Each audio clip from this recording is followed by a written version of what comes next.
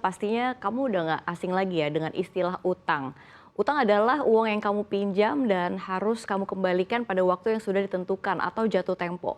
Memiliki utang adalah hal yang wajar, namun bila mana hutang yang ada dibiarkan begitu saja sehingga membuat bunga yang ada menjadi semakin besar, baiknya segeralah untuk mencari cara melunasi hutang tersebut agar hidup kamu nyaman di kemudian hari. Selengkapnya akan kita ulas dalam Bukan Dukun.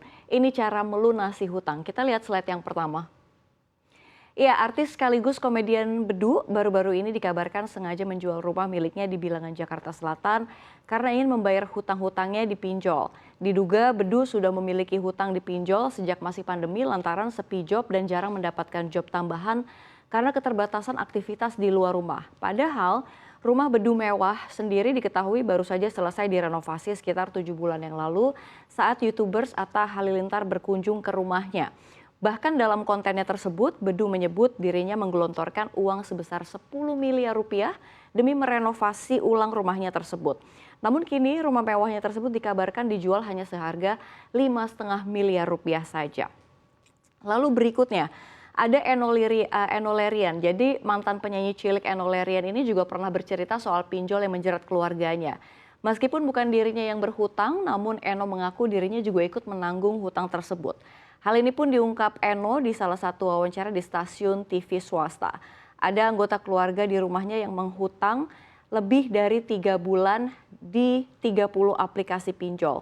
Itu diungkap Enno akhir tahun 2022 dan kalau kita lihat begitu ya, ini salah satu anggota keluarganya Enno sengaja menggunakan pinjol demi memenuhi keinginan pribadi hingga menunggak 80 juta rupiah.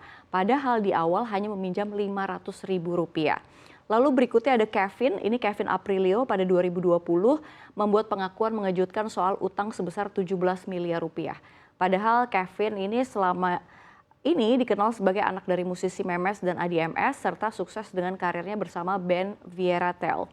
Nah, utang tersebut rupanya akibat kegagalan Kevin Aprilio di industri forex.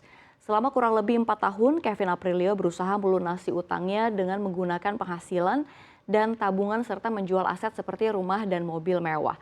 Lalu berikutnya ada Sultan Andara Raffi Ahmad. Ya, kalau kita lihat ternyata pernah juga ngutang ke Denny Cagur sebesar 1 miliar rupiah. Jadi Raffi Ahmad ini terpaksa mengutang karena baru bebas dari penjara atas kasus narkoba serta uang tabungannya ini masih dibekukan. Jadi selain itu saat masih lajang dan di awal pernikahan, Raffi Ahmad juga mengaku punya cicilan utang dengan total mencapai 2 miliar rupiah untuk rumah, mobil, dan juga sebagainya. Nah, Raffi Ahmad ini mengaku utang-utang tersebut membuatnya lebih semangat lagi untuk bekerja. Itu dia sederet artis yang punya utang miliaran, ada juga utang karena investasi, ada pula utang pinjol untuk memenuhi kebutuhan gaya. Jadi banyak macamnya, ada juga kasus utang karena memang adanya dinamika kehidupan yang terjadi. Tapi tahu nggak sih utang itu ternyata ada banyak jenisnya. Kita lihat slide yang pertama. Ya, kalau kita lihat utang jenis ini bertujuan untuk mendapatkan manfaat keuangan. Misalnya untuk investasi, modal kerja, modal usaha, ini membeli rumah untuk disewakan kembali atau membeli kendaraan agar bisa dipakai untuk membantu aktivitas pekerjaan. Utang yang dipakai untuk pengembangan bisnis, pengusaha ini dapat memperoleh pendapatan dan keuntungan. Jadi dari keuntungan tersebut, pengusaha dapat menggunakan untuk membayar cicilan atau melunasi utang. Ini kalau kita lihat utang produktif ya. Lalu kalau kita lihat utang konsumtif adalah pinjaman dana yang digunakan untuk kebutuhan konsumsi. Jadi utang ini bersifat tidak mendesak atau tidak terlalu penting begitu ya. Oleh karena itu jenis utang ini tidak memiliki dampak positif dan justru dapat menambah masalah finansialmu. Lalu yang kedua ini jenis utang berdasarkan jangka waktu. Utang yang timbul atas pengelolaan keuangan. Berikutnya jenis berdasarkan waktu kita lihat ada utang jangka pendek ya, adalah pinjaman dana dengan jangka waktu pelunasan lebih singkat hingga batas waktu maksimum pelunasan sekitar 1 tahun. Nah, utang jangka pendek ini sering disebut utang lancar, contohnya utang jangka pendek yaitu taksiran utang pajak, utang biaya, utang dagang, lalu utang wesel dan juga lain sebagainya. Lalu berikutnya utang jangka menengah. Pinjaman dana yang mempunyai waktu pelunasan sekitar 5-10 tahun. Lalu berikutnya ada jenis utang jangka panjang. Utang jangka panjang adalah pinjaman dana dengan masa pelunasan yang paling lama. Jangka waktunya dari utang ini biasanya lebih dari 10 tahun. Nah, kalau kita lihat ini ya, contoh-contohnya ada Ventura, hipotek, saham, utang obligasi, saham preferen, utang dari lembaga keuangan. Nah, lihat lagi, kamu masuk kategori jenis apa ya? Kalau karena lihat, karena memang tiap utang ada cara untuk melunasinya. Lagi-lagi, ada utang baik dan juga ada utang yang kurang memberikan manfaat. Kita lihat slide yang berikutnya. Ya, jadi kita ngomongin tentang seberapa aman sih punya utang. Jadi ada rasio utang, kita lihat rasio utang 35% atau kurang, ini biasanya dikatakan masih bagus begitu ya. Ini kalau sesuai warna masih biru, masih aman. Coba bayangin, dari semua uang yang kamu punya cuma 35% atau bahkan kurang yang kamu pakai ini buat bayar utang. Nah, itu artinya kamu udah berada dalam zona yang sehat. Jadi jika persentase utangmu nggak lebih dari 35%, ini tandanya kamu mengelola keuangan dengan cerdas. Lalu berikutnya ada rasio utang 35% hingga 49%. Ini artinya perlu dikecilin nih. Kalau kamu ada di rentang ini, jangan panik dulu, tapi hati-hati juga. Jangan sampai rasio utangmu ini makin naik. Ini kayak bendera warnanya kuning begitu ya, waspada.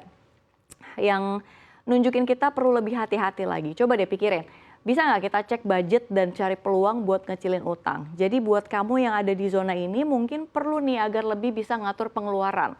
Lalu berikutnya rasio utang 50% atau lebih, ini artinya udah masalah, artinya harus stop. Ini sudah menjadi masalah begitu ya kalau kamu udah sampai di zona merah ini. Artinya perlu benar-benar diperhatikan. Jadi kalau kita bayangin begitu ya, lebih dari setengah pendapatan buat bayar utang, itu bisa jadi tanda masalah. Kita mungkin lagi kebanyakan utang atau keuangan kita cek lagi sehat. Dan kalau kita lihat, saatnya Sobat Cuan nih cari solusi buat ngurangin utang ini. Mungkin perlu kurangin belanja yang nggak penting atau cari sumber pendapatan tambahan. Lalu kita lihat slide yang berikutnya. Ya, jika Anda termasuk orang yang terlilit utang dan berencana untuk segera melunasinya, cara berikut ini akan sangat cocok untuk Anda. Kalau kita lihat yang pertama, atur ulang pos pengeluaran. Jadi mengatur ulang pos pengeluaran bisa membantu Anda menyisihkan lebih banyak anggaran dana guna melunasi hutang-hutang yang ada begitu ya. Jadi lalu yang kedua, jadi kita harus rutin nih melakukan monitoring dan evaluasi kas keuangan yang masuk dan keluar. Jika ada dana pengeluaran yang dirasa nggak penting dan menimbulkan pemborosan, maka pengeluaran tersebut dapat dipangkas dan dialihkan untuk membayar utang. Lalu yang kedua, rekapitulasi utang. Membuat rincian atau rekapitulasi utang ini yang dimiliki juga dapat menjadi cara melunasi hutang berikutnya. Jadi rekapitulasi harus disertai dengan sisa hutang, suku bunga, jangka waktu hutang, dan prioritas hutang yang ingin dilunasi. Lalu gunakan tabungan. Jika Anda memiliki tabungan lebih atau dana darurat, Anda bisa menggunakan uang tabungan yang dimiliki dengan catatan tidak menggunakan uang tabungan secara keseluruhan untuk melunasi hutang. Jadi saat Anda menggunakan seluruh tabungan untuk hutang, maka Anda akan kesulitan mendapatkan dana tambahan dan berpotensi memiliki hutang kembali saat kondisi darurat. Lalu berikutnya take over credit. Jadi cara melunasi hutang yang satu ini terbilang cukup praktis, namun juga sangat beresiko besar. Sebab dengan melakukan take over credit artinya Anda sepakat jika aset yang dijaminkan dijual untuk melunasi hutang yang masih tersisa. Lalu kita lihat ini yang terakhir, menjual aset yang dimiliki. Jika opsi take over credit ini dirasa terlalu membebankan atau bahkan belum mampu menutupi nominal hutang yang Anda miliki begitu ya, cara melunasi hutang lainnya yaitu dengan menjual aset yang Anda miliki. Nah, tadi selain memahami seberapa persen begitu ya rasio utang yang aman, ada juga cara-cara juga buat mengatur utang supaya nggak tambah banyak dan cepat lunas. Buat budget harian, mingguan, bulanan. Dan ingat, utang cuma buat hal-hal yang penting saja. Jadi jangan hanya tahu berapa persen rasio utang yang baik, tapi juga tahu gimana caranya supaya utang nggak jadi masalah besar. Dan yang paling penting agar terlepas dari jeratan utang ialah punya niat dan tekad untuk membayarnya.